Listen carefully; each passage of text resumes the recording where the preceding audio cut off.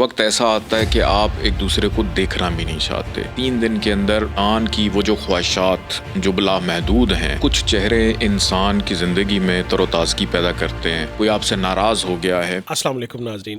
آج ہم سید محمد علی زنجانی صاحب سے یہ جانیں گے آپ کے ان کویسچنز کے بارے میں جو متعدد بار آپ نے ہم سے پوچھا ہے کہ دو فریقین کے مابین صلح کا وہ لڑائی آپ کے گھر میں ہو سکتی ہے، خاندان میں، دوستوں میں ہو سکتی ہے، محلے میں ہو سکتی ہے، یا کسی بھی دو پارٹیوں کے درمیان جو اختلاف پیدا ہو جاتا ہے، بات لڑائی جھگڑے تک چلی جاتی ہے یا قطع تعلقی تک چلی جاتی ہے.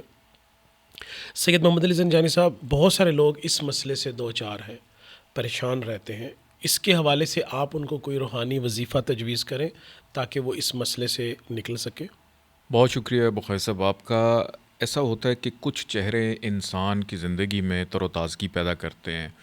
ایک وقت ہوتا ہے کہ آپ ان کا دم بھرتے ہیں، ان کے بغیر رہ نہیں سکتے. جی پھر ایک وقت ایسا آتا ہے کہ آپ ایک دوسرے کو دیکھنا بھی نہیں چاہتے. تو اس کے اندر کہیں نہ کہیں انسان کی وہ جو خواہشات جو بلا محدود ہیں، جی اس کا نفس اس پہ غالب ہوتا ہے، یا ایک دوسرے سے آگے بڑھنا یا اپنی مرضی کے مطابق دوسرے شخص کو چلانے کی کوشش کرنا. اور سنت رسول حضرت محمد مصطفیٰ صلی اللہ علیہ وآلہ وسلم بھی ہے کہ دو فریقین کے مابین صلح کروانا یا اس کے اسباب پیدا کرنا یہ بڑا ایک نیک عمل ہے. تو اس کے لیے اگر آپ کسی سے اختلاف کا شکار ہو بیٹھے ہیں، کوئی آپ سے ناراض ہو گیا ہے اور آپ یہ چاہتے ہیں کہ وہ شخص مان جائے یا آپ کی زندگی سے ہی نکل جائے، تو اس کے لیے سب سے آسان سورہ کوثر کا عمل ہے، اور وہ یہ ہے کہ ظہر کی نماز کے ساتھ 3 دن کے لیے صرف آپ نے پڑھنا ہے.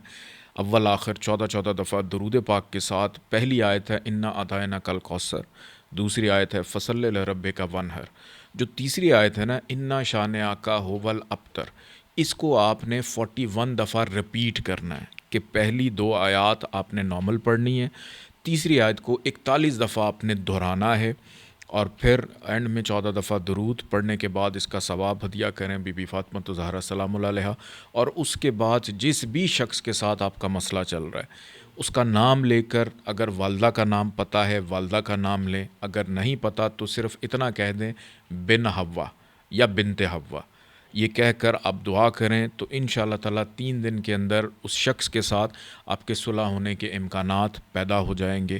جو شدت چل رہی ہے سختی کی وہ کم ہو جائے گی اور معاملات بہتری کی طرف جانا شروع ہو جائیں گے. اگر آپ کا آپس میں 1 دن میں صلح ہو جاتی ہے، اس عمل کو آپ نے 3 دن مکمل کرنا ہے. اور اس عمل کو شروع کرنے سے پہلے، اس وظیفے کو شروع کرنے سے پہلے 786 روپے کا صدقہ ضرور نکال دیجیے گا، کسی بھی غریب یا مستحق کو دے دیجیے گا. بہت شکریہ.